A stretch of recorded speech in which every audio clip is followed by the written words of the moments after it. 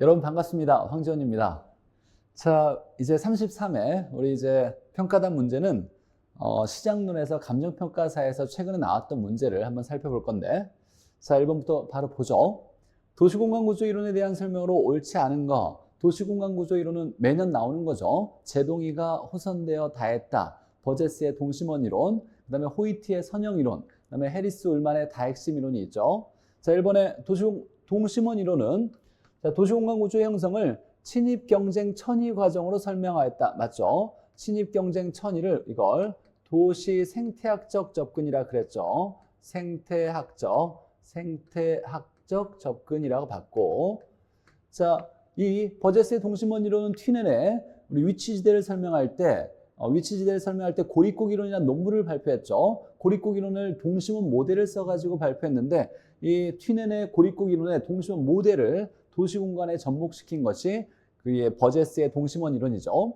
자, 두 번째 동심원 이론에 따르면 중심지에서 멀어질수록 지대는 낮아진다. 지대는 낮아지는 건 모든 학자가 설명할 때 외곽으로 갈수록 지대는 낮아진다고 봤고, 인구 밀도도 낮아질 수 있죠. 외곽으로 갈수록 면적은 커지는데 고소득층일수록 인구가 적어지니까, 고소득층일수록 인구수가 적어지는데 외곽으로 갈수록 면적은 넓어지니까 인구 밀도도 작아진다고 볼 수 있고, 자, 3번에 선형 이론에서 점이지대는, 이건 말이 안 되죠. 이 점이지대라는 건 동심원 이론에서 우리가 5단계의 주거지 분화해서 중심 업무지대, 그다음에 점이지대, 저소득층 주거지, 중산층 고소득층 주거지에다가 마지막에 통근자지대가 있죠. 그러니까 점이지대라는 말은 버제스의 동심원 이론에서 나온 얘기지 호이트의 선형 이론이 아니죠. 점이지대는 슬럼가에 해당되는데, 이 슬럼가에 해당되는 건 중심 업무 지구에 직장 생활 터전이 있어서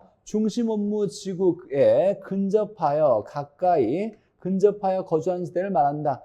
이건 맞는데, 이건 선형 이론이 아니라 버제스의 동심원 이론에 의한 내용이죠. 그래서 버제스의 동심원 이론에 의하면 중심 업무지대가 있고, 그 다음에 점이지대가 있고, 그 다음에 저소득층 주거지, 중산층 고소득층의 주거지, 통근자지대, 이렇게 존재하는 것이 5단계 분화된 순서였죠.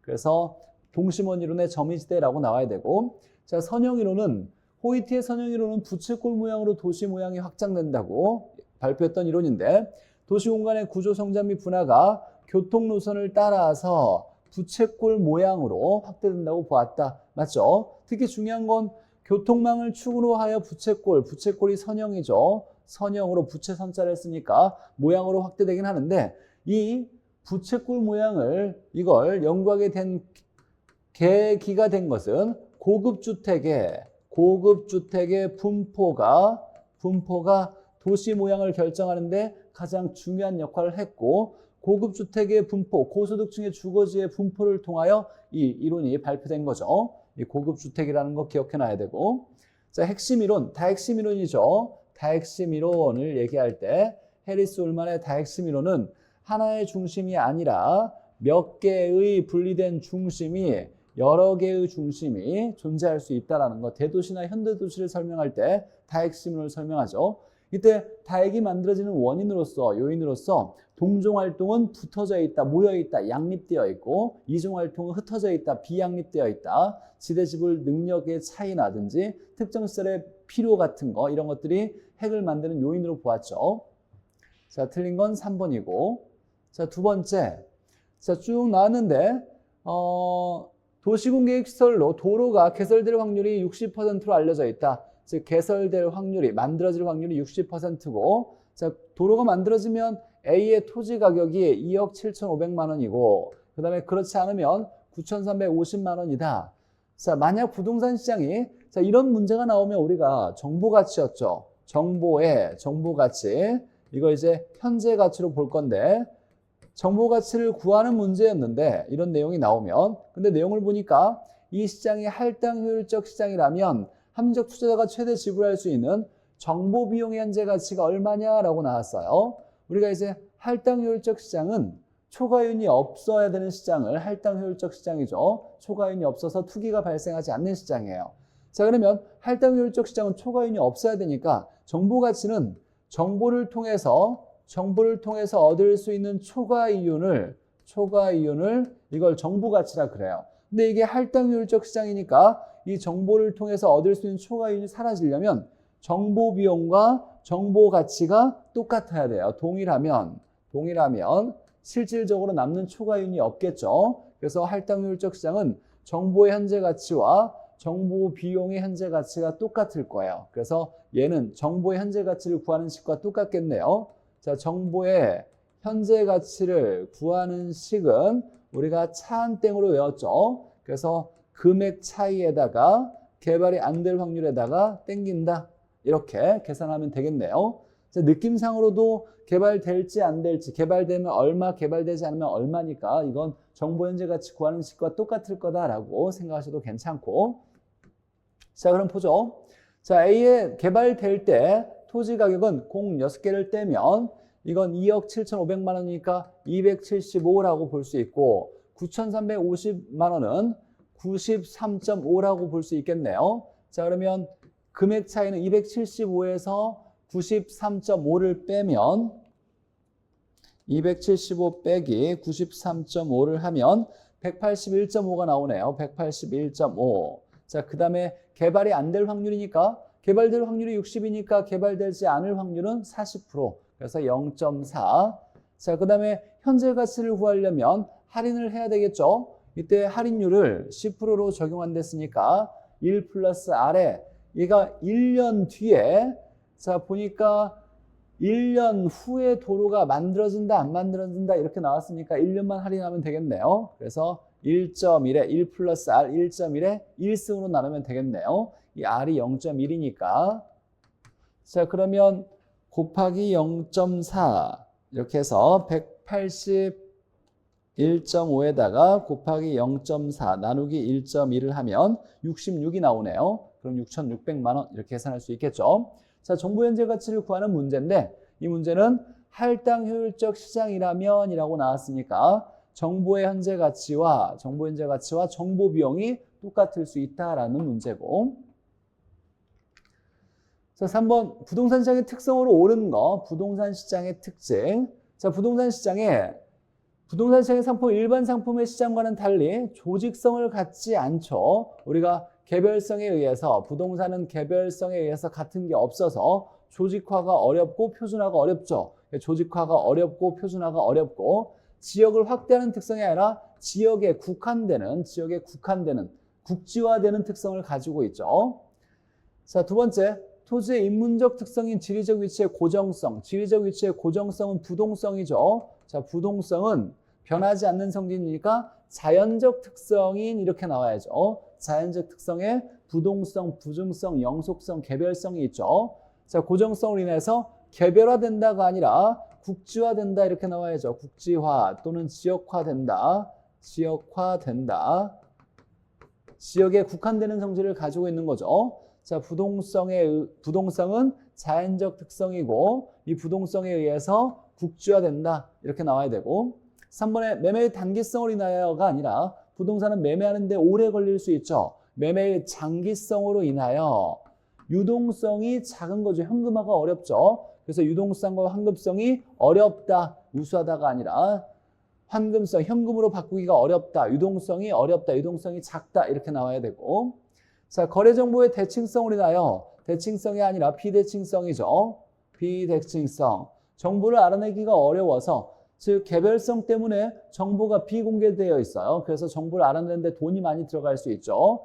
정보를 알기가 어려우니까 수요자, 공급자가 거래할 때 똑같은 정보를 알고 거래하기가 어려운 거예요. 그래서 정보가 비대칭성으로 인하여 정보 수집이 어렵다라고 나와야죠. 은밀성은 확대된다, 은밀해진다라고 하는 거죠. 정보가 숨겨져 있으니까. 그래서 거래 정보의 비대칭성으로 인해서 정보 수집이 어렵고 은밀성은 확대된다, 은밀성은 커진다라고 얘기할 수 있고 자, 개별성으로 인하여 부동산 상품의 비표준화, 비조직화될 수 있죠. 비표준화, 조직화되어서 복잡하고 다양하게 된다. 그래서 5번이 맞는 지문이네요.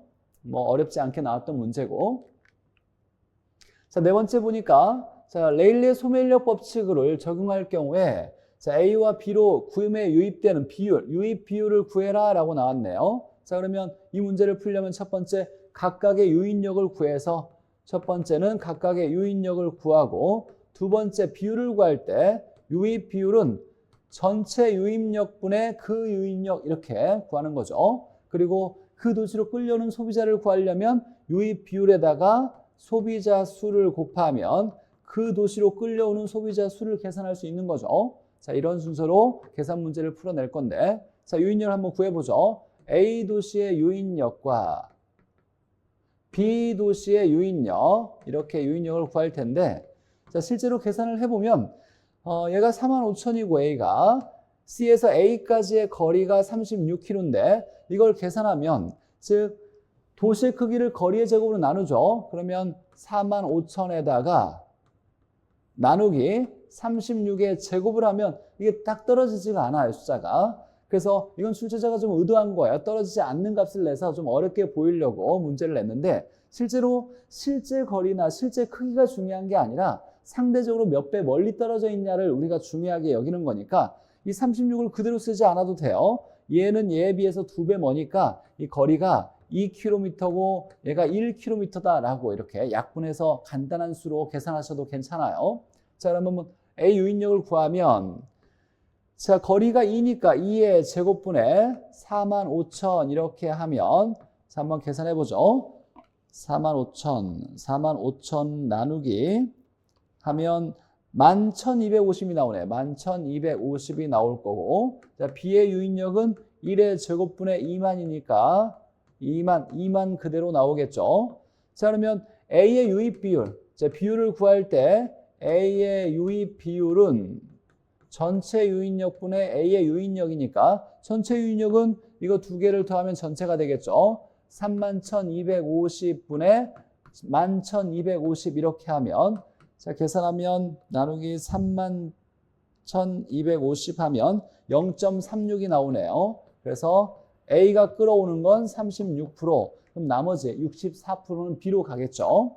자, 이 문제의 포인트는 이게 36으로 나눴을 때 이렇게 나눴을 때 잘 떨어지지 않더라라고 하니까 이걸 간단한 수로 약분해서 계산해도 아무 문제가 없더라. 값은 똑같이 동일한 결과가 얻어져요. 그래서 2대 1로 약분해서 계산한 거다라는 거. 4번에는 1번이고 자, 5번에 자, 보너스 문제가 나왔는데 자, 이렇게 주장한 학자가 누구냐라고 나왔는데 자, 지대는 자연적 기회를 이용하는 반대급부로 토지를 이용하는 대가를 얘기하는 거예요. 반대급부는 대가라고 생각하면 되고 자, 지대는 토지 소유자에게 지불하는 대가다. 그래서 토지의 사용 대가다라고 얘기하는 거고 자, 지대는 토지용으로부터 얻는 순소득을 의미하며 이 순소득을 잉여로 보았다. 지대는 잉여다라고 얘기한 거죠. 지대에 대한 정의, 지대는 토지를 사용하는 대가다. 지대는 잉여로 보았다. 토지의 몰수가 아닌 지대의 몰수, 토지의 임대료를 모두 몰수하겠다는 거죠. 세금으로. 자, 그러면 토지 가치에 대한 조세 이외의 모든 세금은 철폐해도 정부 재정은 모두 충당할 수 있을 거다. 지대 수입을 모두 세금으로 걷어들여라. 이렇게 얘기한 것을 토지 단일세죠. 이 토지 단일세를 주장한 사람은 헨리 조지라는 사람이죠. 그래서 헨리 조지의 토지 단일세. 헨리 조지가 토지 단일세를 주장한 이유는 지대는 잉여니까 잉여는 불로소득이다. 불로소득이니까 이 불로소득 뺏어도 괜찮겠다. 자, 그래서 토지의 지대를 모두 회수하면 세금으로 걷어들이면 다른 세금 다 없애도 괜찮겠다라고 하면서 토지 단일세를 주장했죠. 자, 그리고 이건 전가가 안 되죠. 토지의 물리적 공급 곡선은 완전 비탄력이니까 모든 조세는 임대인 토지 소유자가 내게 되고 임차인에게 떠넘기지 못하게 되니까 효율적인 세금 아니냐라고 얘기하면서 토지 단일세를 주장했죠. 가장 중요한 포인트는 이거죠. 토지 가치에 대한 조세 이외에 모든 조세를 철폐하자. 토지에 대한 지대 수입 하나로 정부 재정을 모두 충당할 수 있을 거다라고 얘기했던 토지 단일세 주장한 학자죠. 헨리 조지에 대한 내용이고 자, 6번에 주거분리와 여가과정에 대한 설명을 옳지 않은 거. 자, 저가주택이 낡은 주택을 얘기하는 거죠. 싼 주택이 아니라 고가주택, 저가주택 또는 고급이다, 저급이다라고 얘기하는 건 고급이나 고가는 새집 같은 신규주택 같은 새집을 얘기하는 거고 저가나 저급주택은 낡은 주택이에요. 헌집을 얘기하는 거예요. 고치지 않아서 낡아지는 주택. 자, 저가주택이 수선되거나 재개발되어서 상위계층 사용, 그러면 고가주택으로 바뀐 거죠. 고가주택으로 이렇게 바뀌어지게 되면 주거질이 이렇게 저가가 고가가 되면 이걸 상향여가라고 하죠. 자, 이 저가주택에는 저소득층이 살게 되고 고가주택에는 고소득층이 사는 거죠. 자, 이걸 우리가 여가가정이라고 그래요. 여가가정. 그래서 상향여가를 얘기하는 거고, 자, 민간주택시장에서 저가주택이 발생하는 것, 주택시장에서 저가주택이 발생하는 건 아주 자연스러운 현상이에요. 저가주택은 고치지 않아서 낡아지는 현상인데, 예를 들면 고쳤을 때 가치상승분과 자, 고칠 때 들어가는 계량 비용, 보수 비용이 있겠죠. 보수 비용을 비교했을 때 만약에 보수 비용이 크다라면 고치는데 1억이 들어가는데 고친 다음에 가치가 만약에 1,000만 원밖에 올라가지 않는다면 안 고치는 게 당연한 거예요. 그래서 보수를 안 하게 되니까 낡아지는 현상이 나타나는 건데 이건 아주 자연스러운 현상이에요. 즉 가치가 올라가는 것보다 고치는 돈이 크니까 당연히 고치지 않는 거예요. 당연하게 안 고치는 걸 자연스러운 현상으로 보는 거예요. 저가주택 발생하는 건 자연스러운 현상인데, 자, 그러면 하향여가 작용을 통해서 저가주택이 발생하는 건 하향여가를 통해서죠. 낡아지는 걸 통해서 자원할당 기능을 원활하게 수행하고 있기 때문이다. 자연스러운 현상이다를 얘기하는 거죠. 맞는 거고. 자, 주거입지는 침입과 천위 현상으로 인해서 변화될 수 있다. 맞죠? 이제 고소득층의 주거지가 있었는데 이 지역이 낙후되면서 저소득층의 인구가 유입된다라면 저소득층이 필요한 집은 저가주택이죠. 그러면 고소득층의 고급 주택이 하향여가를 통해서 저급주택으로 바뀌어지면서 입지가 변화될 수 있겠네요. 낙후될 수 있겠네요. 이런 주거입지의 변화가 일어날 수 있죠. 침입은 들어가는 거고 천위는 바뀌어지는 현상을 천위라 그래요. 자, 주거분리는 도시 전체에서뿐만 아니라 지리적으로 인접한 근린지역, 가까운 생활권에서도 발생할 수 있다. 맞죠? 모든 지역에서 주거분리는 나타날 수 있고, 주거분리는 고소득층의 주거지와 저소득층의 주거지가 소득에 따라 나눠진 현상이죠. 외부 효과 때문에 정외부가는 얻고 부외부가의 피해는 피하려는 동기로부터 발생되는 게 주거분리. 자, 5번의 하향여가는 낡아지는 현상을 얘기하죠. 고소득층 주거지역에서 고소득층 주거지의 고급주택이 주택의 개량을 통한 가치상승분이 개량 비용보다 큰 경우가 아니라 가치상승분이 적어서 개량 비용이 크면 고치지 않는 거죠. 그러면 고급주택이 저급주택으로 낡아질 거니까 하향여가가 일어날 거예요. 그래서 큰 경우가 아니라 작은 경우, 즉 가치상승분이 개량 비용보다 작은 경우에 하향여가가 일어나죠. 가장 기본적인 문제가 답으로 나왔네요. 자, 시장론에서 주거분리와 여가과정은 단 한 번도 어렵게 나온 적이 없으니까 잘 해석하시면 실수하지 않기만 하면 맞을 수 있으실 거고. 자, 7번에 보니까 자, 컨버스의 분기점 모형에서 컨버스의 분기점, 유인력이 똑같은 지점을 분기점이라 경계라고 하는 거죠. 그래서 상권의 경계 지점은 어디인가 라고 나왔는데 A로부터 얼마냐고 이렇게 물어봤네요. 자, A의 크기가 인구수가 A의 도시의 크기를 얘기할 건데 A는 16만, B는 4만이니까 한번 보죠. 자, A가 여기에 16만이고 B가 4만이라고 인구수가 이렇게 나와 있고 이 총 거리가 15km다라고 나왔어요. 이렇게. 자, 근데 유인력이 똑같은 경계지역은 언제나 작은 도시 쪽에 있어요. 이 내용은 꼭 기억해놔야 돼요. 경계지점, 유인력이 똑같은 분기점, 경계지역은 작은 도시 쪽에 있다. 작은 도시, B도시 가까이에 있어야 돼요. 얘가 이제 경계, 분기점이라고 해보죠. 분기점. 자, 그러면 여기서는 유인력이 똑같아요. 유인력은 거리의 제곱분의 크기를 쓸 건데, 자, 이 거리를 만약에 X라고 하고, 이 거리를 Y라고 해보죠. X, Y. 모르는 미지수로 놓고. 근데 실제로 이 16만이다, 4만이다가 중요한 게 아니라 A가 B보다 몇 배 크냐, 상대적인 크기가 중요하니까 가장 간단한 수로 약분을 해보죠. 그럼 얘가 4가 되고 1이 되겠죠. 그러면 이 A도시의 유인력은 거리의 제곱분의 크기니까 X의 제곱분의 4가 될 거고, 자, B도시의 유인력은 거리가 Y니까 Y의 제곱분의 1이 될 거예요. 자, 그러면 얘하고 얘가 똑같으려면 얘가 얼마가 되면 되겠냐, XY가 얼마면 되겠냐라고 했을 때, 자, 얘가 1이니까 y가 만약에 1이라면 1분의 1이죠. 1제곱분의 1이니까. 그럼 얘도 1이 되려면 x는 2가 돼야 되겠네요. 2의 제곱이 4니까 4분의 4 해야 1이 나올 거니까. 그래서 x와 y를 찾는 데는 어렵지 않아요. 그래서 이 컨버스의 분기점 모형에서 경계를 찾는 건 루트를 쓰여 있는 식이 아니라 간단한 원리적인 접근으로도 충분히 해석할 수 있어요.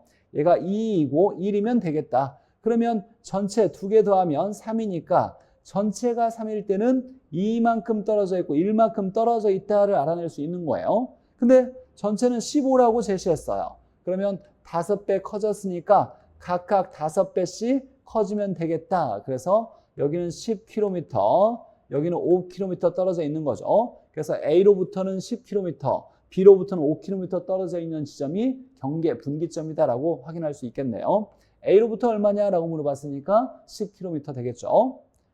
자, 이 거리를 x라고 놓고 이 거리를 y라고 놨을 때 여기 지점에서 경계는 유인력이 똑같으니까 이렇게 x의 제곱분의 4와 y 제곱분의 1. 가장 중요한 건 약분을 시켜놓고 시작해야 이거 한눈에 볼 수가 있어요. 그래서 이 xy를 쉽게 찾을 수 있는 거니까 가장 간단하게 약분해 놓은 다음에 문제를 풀어야죠. 그래서 이 1 들어가는 걸 확인해서 전체 2대 1이니까 전체가 3일 때 2대 1 떨어져 있다. 그럼 전체가 15일 때는 15 이렇게 10km, 5km 떨어져 있어야 된다라고 얘기할 수 있겠죠.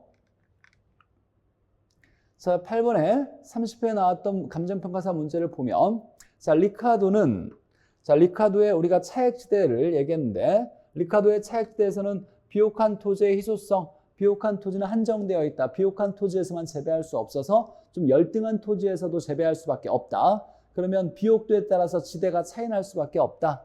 자, 수학 체감의 법칙. 비옥한 토지에서만 재배할 수 없는 이유가 비옥한 토지에 노동과 자본을 집어넣으면 수익이 무한대로 커지는 게 아니라 어느 일정 수준까지만 가고 그 이상부터는 손해가 발생할 수 있으니까 비옥한 토지에서만 재배할 수 없다. 이렇게 얘기한 거죠. 인해서 지대가 발생한다고 보았다. 맞죠? 이때 지대를 차액지대라고 본 거고. 자, 마샬은 준지대를 제시한 거죠. 자, 준지대는 언제나 일시적으로 단기적으로만 공급이 한정되어 공급이 고정되어 있어서 발생하는 소득을 준지대라고 봤죠. 토지와 유사한 성격을 가지는 생산 요소에 기계 설비죠. 토지가 아닌 기계나 설비에서도 단기적으로는 공급이 안 되어서 소득이 발생될 수 있더라. 지대랑 비슷하다 그래서 준지대라고 얘기했죠. 자, 알론소의 입찰지대죠. 입찰지대는 경쟁에 의해서 돈을 가장 많이 내겠다고 한 사람의 이 토지를 내겠다는 사람이 토지를 차지해서 토지의 이용이 결정되더라라는 거죠. 이때 지대는 입찰에 의한 지대는 돈을 가장 많이 내겠다고 하는 그 금액, 최대 지불 용의액이 입찰지대가 되겠네요. 그래서 최고의 지불 의사가 있는 용도에 최대로 돈을 내겠다라고 한 의사가 있는 용도에 할당된다고 보았다. 그래서 도심으로부터 외곽으로 갈 때 첫 번째는 상업용이 형성됐고 그 다음에 주거용, 그 다음에 공업용으로 이렇게 토지의 이용이 결정되었죠. 외곽으로 갈수록 입찰에 의해서. 자, 호이트의 선형이론인데 그래서 저급 주택지가 고용기회가 많은 도심 지역과 이렇게 나왔는데 교통이 편리한 지역에 자, 이 내용은 다 틀렸죠. 일단 호이트는 고급 주택지를 통해서 도시 모양이 부채꼴 모양이 결정된다라고 보았고 고용기회가 많은 도심 지역과 교통이 편리한 도심 지역과 편리한 지역에 이런 얘기가 아니라 고용기회라는 얘기는 이건 버제스의 동심원 이론이에요. 이걸 옳게 바꾸려면 고급 주택지가 교통망을 축으로 또는 간선도를 축으로 교통이 편리한 도로 인접한 지역에 주거지를 형성하면서 도시가 부채꼴 모양을 형성한다 이렇게 나와야죠. 그래서 이걸 좀 옳게 바꾸면 호이트는 고급 주택지가 교통망을 축으로 하여 간선도로에 인접한 지역에 주거지를 형성하여 이렇게 부채꼴 모양을 형성한다라고 그런 선형이 부채꼴 모양이죠. 부채꼴 모양으로 형성한다라고 제시해야죠. 고용기회나 저급주택지, 이 저급주택지가 아니라 고급주택지고 고용기회를 얘기한 건 버제스의 동심원 이론에서 돈이 없는 사람들이 중심지 가까이에 존재하는 이유가 고용기회가 많기 때문이다라고 설명했던 내용이죠. 자, 틀린 단서가 여러 개 줬으니까 4번 틀렸다라고 확인할 수 있어야 되고 자, 해리스 울만은 다 핵심 이론을 주장했는데 토지용의 단일한 중심이 아니라 하나의 중심이 아니라 여러 개의 중심으로 이루어졌다라고 봤죠. 이때 중요한 건 동종활동은 양립성이 중요하죠. 자, 9번에 부동산 시장에 대한 설명을 옳지 않은 거. 자, 부동산 시장은 단기적으로 수급 조절이 쉽지 않기 때문에 수요와 공급의 조절이 쉽지 않다. 특히 공급의 조절이 어려운 거죠. 공급 조절이 어려워서 가격의 왜곡이 발생할 가능성이 크다. 맞죠? 중요한 건 단기적으로 가격이 왜곡될 가능성이 크다예요. 공급은 단기에 거의 양을 변화시킬 수가 없어요. 부동산은. 그러니까 수요는 변하는데 공급이 단기적으로는 변하기가 어려우니까 수요 공급의 균형을 맞추기가 어려워서 가격이 뒤틀릴 가능성이 생기는 거죠. 자, 부동산의 공급이 탄력적일수록 수요 증가에 따른 가격 변동의 폭이 크다. 자, 이건 뭐냐면 공급이 탄력적일 때 수요가 증가하면 어떻게 변하냐? 이건 경제론에서 배웠던 내용이네요. 자, 그러면 수요가 증가할 때 공급이 탄력적이면 어떻게 변하냐라는 거 할 때, 자, 수요 증가에 따른 균형점 이동을 먼저 찾아야죠. 수요 증가니까 양 증가 이렇게 하고, 수요가 증가하면 가격은 상승 이렇게 균형점 이동을 찾아 놓고, 자, 탄력적이다라고 나왔어요. 비탄력적일 때는 가격이 더 변하는 거고 탄력적일 때는 가격이 덜 변하는 거예요. 그래서 탄력적일 때는 가격이 덜 변하고 양은 더 변하겠네요. 자, 그래서 가격은 상승하는데 덜 상승한다는 건 작게 상승한다라는 걸 얘기하는 거예요. 그래서 폭이 작다를 얘기하는 거예요. 가격의 변동 폭이 작다라고 나와야죠. 자, 수요가 증가할 때 가격이 상승할 텐데 탄력적이니까 공급이 탄력적이면 비탄력적일 때는 가격이 많이 변하고 탄력적일 때는 가격이 적게 변하는 거니까 탄력적일 때는 가격이 덜 변하는 거예요. 가격이 덜 변하니까 가격의 상승폭이 작다라고 나와야죠. 이 변동은 상승을 얘기하는 거고 일단은 폭이 크다가 아니라 작다 이렇게 나와야 되고. 자, 3번 보죠. 자, 취득세 강화는 세금을 강화시켰으니까 수급자의 시장 진입을 제한하여, 여기까지 맞죠? 세금이 강화됐으니까 시장에 진입이 어려울 거고 시장의 효율성을 저해한다. 맞죠? 자, 세금을 강화하거나 조세를 인상하거나 규제를 강화하면 시장에서는 수요나 공급이 무조건 줄게 돼 있어요. 이렇게 경제활동이 줄어드는 걸 경제적 순손실이 발생해서 시장의 효율성을 떨어뜨리는 원인이 될 수 있죠. 자, 4번에 토지용 규제로 인해서 택지 공급의 비탄력성, 택지 공급이 어려워졌다는 얘기죠. 즉 건물을 지을 수 있는 땅의 공급이 어려워지니까 주택 공급의 가격 탄력성을 비탄력적으로 하게 한다. 맞죠? 주택 공급도 공급량을 늘리기가 어려울 거예요. 비탄력적으로 한다. 규제가 강화되면 어렵게 만들 거니까 주택 공급이 비탄력적이다. 우리가 공급의 탄력성이 커지는 조건은 쉽고 빠르게 만들수록 탄력성이 커지는 거예요. 근데 규제가 강화되었으니까 택지 공급이 어려워져서 즉 주택 공급하기가 어려우니까 공급이 비탄력적으로 바뀐다. 4번이 옳은 지문이고. 자, 주택시장에서 시장 균형 가격보다 낮은 수준의 가격 상한 규제는 즉 가격 상한 규제 임대료죠. 시장 균형 가격보다 낮은 수준의 가격 상한제는 장기적으로 중요하죠. 우리가 주택 정책에서 임대료 규제 정책은 시장가보다 낮게 규제해야 저소득층에게 혜택을 주겠지만 이게 장기적으로 실시하면 오히려 주택이 부족해져서 공급이 감소하여 주택 부족 현상으로 부작용이 많이 발생한다고 그랬죠. 그래서 상한 규제 가격이 낮다라면 장기적으로 공급이 감소할 거예요. 공급이 감소하여 즉 민간주택 공급량을 감소시킨다. 그래서 주택이 부족해서 많은 부작용을 야기시킬 수 있다. 이렇게 볼 수 있는 거죠. 자, 4번이 틀린 거고. 자, 10번에 부동산 시장의 효율성에 대한 설명은 옳지 않은 거.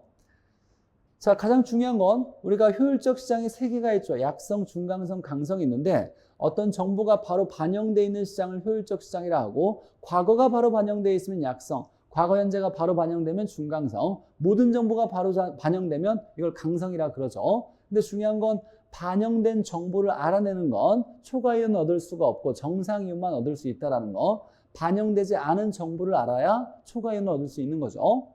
자, 약성효율적 시장은 과거 정보가 바로 부동산 가치에 반영된 거예요. 그래서 시장 가치가 과거의 추세를, 과거의 정보가 이렇게 반영하고 있는 시장이다. 맞는 얘기고. 자, 이 현재는 부동산의 현재, 부동산을 말하는 거예요. 현재 부동산 가치에 과거의 정보가 바로 반영되어 있다를 얘기하는 거고. 자, 둔강선 시장은 과거부터 현재까지 반영된 시장이니까 어떤 새로운 정보가 공표되는 즉시는 현재까지를 얘기하는 거예요. 현재 정보까지 시장 가치에 반영되는 시장이다. 맞고. 자, 강성은 공표된 것이건 그렇지 않은 것이건 모든 정보가 이미 시장 가치에 반영되어 있어서 어떠한 정보로도 초과이익을 얻을 수 없는 시장을 강성효율적 시장이라 하고, 가장 부합되는 시장은 완전 경쟁 시장과 가장 가까운 시장으로 보는 거죠. 실제 존재하지 않는 이상적 시장을 얘기하는 거고. 자, 3번에 부동산 시장은 주식시장이나 일반 상품 시장보다 더 불안전하고 비효율적이므로, 이건 맞죠? 부동산 시장은 공급이 어렵고 여러 가지 불안전한 요인이 많죠. 그래서 더 불안전하고 비효율적인 건 맞는데, 아무리 그래도 할당효율적 시장이 될 수는 있다라고 해야 돼요. 조건만 갖추면 독과점이다, 불안전 경쟁 시장이다 이렇게 나와도 무조건 할당효율적 시장이 될 수는 있다. 모든 시장은 할당이 될 수 있다예요. 할당이 된다는 건 초과요인이 없고 투기가 발생하지 않는 시장을 얘기하는 거예요. 독과점 시장도 투기가 발생하지 않을 수 있다. 독과점 시장도 초과요인이 없어질 수 있다. 이렇게 얘기할 수 있는 거예요. 그래서 모든 시장은 할당효율적 시장이 될 수 있다라고 정의 내려야 돼요. 자, 5번에 부동산 시장의 제약 조건을 극복하는 데 소요된 거래 비용이, 자, 부동산 시장은 거래 비용이 크죠. 특히 정보에 따른 거래 비용이 커요. 즉 정보의 비공개성으로 정보를 알아내기 어려우니까 정보를 알려고 비용이 많이 들어가는 거죠. 부동산 시장은 그래서 거래 비용이 많이 큰데, 자, 거래 비용이 타 시장보다 부동산 시장을 더 비효율적으로 하게 되는 주요한 요인이 될 수 있다. 맞죠? 진출입을 제한하게 되다 보니까. 자, 그래서 틀린 건 4번. 모든 시장은 할당효율적 시장이 될 수 있다. 이렇게 정의해야죠. 이제 기간이 얼마 안 남았네요. 시험 보기 전까지. 마지막으로 최대한 노력하셔서 후회 없도록 조금 더 힘을 내시길 바랄게요. 자, 그러면 다음 평가단 문제 때 또 뵙도록 하겠습니다. 고생하셨습니다.